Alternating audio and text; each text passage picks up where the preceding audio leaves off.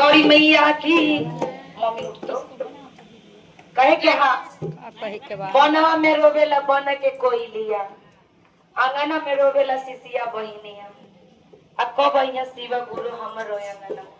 तो गुरु के लिए दरबार में आम के गाछ पर कोयल बैठ के महादेव को पुकार रहे थे। तो कौने भाव से अरे बनमा मेरो वाले बना के कोई लिया बनमा मेरो वाले बना के कोई लिया आंगना मेरो वाले सिसिया बहिनिया अरे आंगना मेरो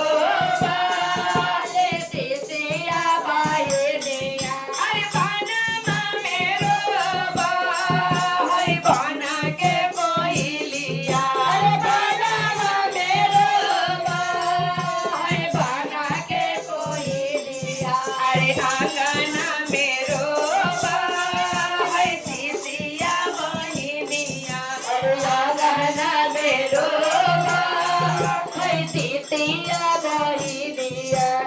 आंगना मेरो वाले सिसिया बहिनिया आंगना मेरो वाले सिसिया बहिनिया अरे बाबा ये गुरुजी हो हमारो आंगनवा अरे बाबा ये गुरुजी हो हमारो आंगनवा बाबा ये गुरुजी हो हमारो आंगनवा बाबा ये गुरुजी हमारो आंगनवा अरे देखेला गुरु के हो तरस नयनवा अरे देखेला गुरु के तरस नयनवा अरे कबा ये शिव गुरु हमारो आंगनवा अरे कबा ये शिव गुरु हमारो आंगनवा अरे देखेला तरसे हो हमारो नयनवा देखेला तरसे हो हमारो नयनवा देखेला तरसे हो हमारो नयनवा अरे देखेला तरसे हो हमारो नयनवा अरे तोहरा से अरजी करिले दिन रतिया तोहरा से अरजी करिले दिन रतिया गुरुजी से अरजी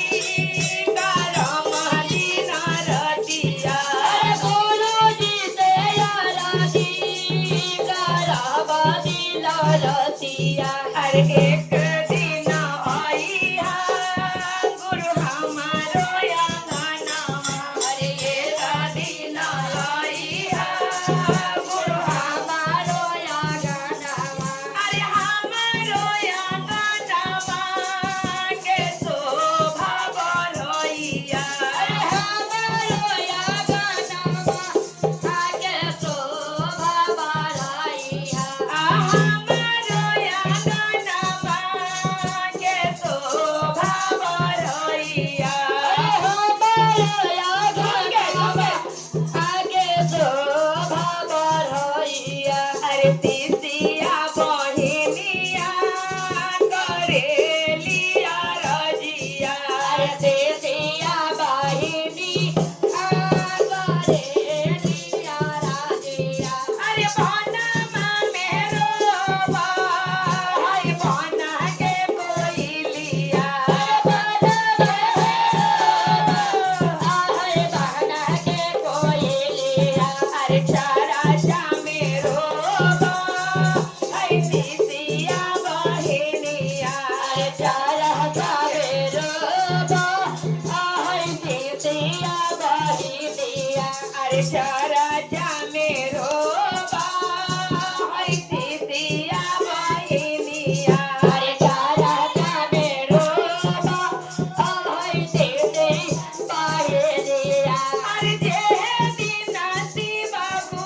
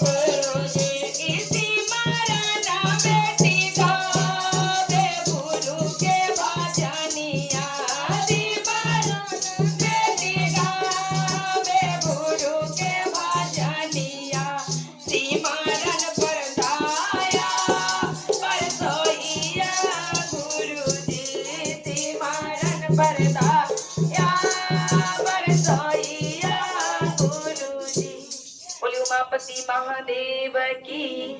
गौरी महारानी की। बवाल हो गेलन। और जहाँ महादेव के आशीर्वाद होतन शिष्या माले माल हो गेलन। बोले नवो देवी मैया की।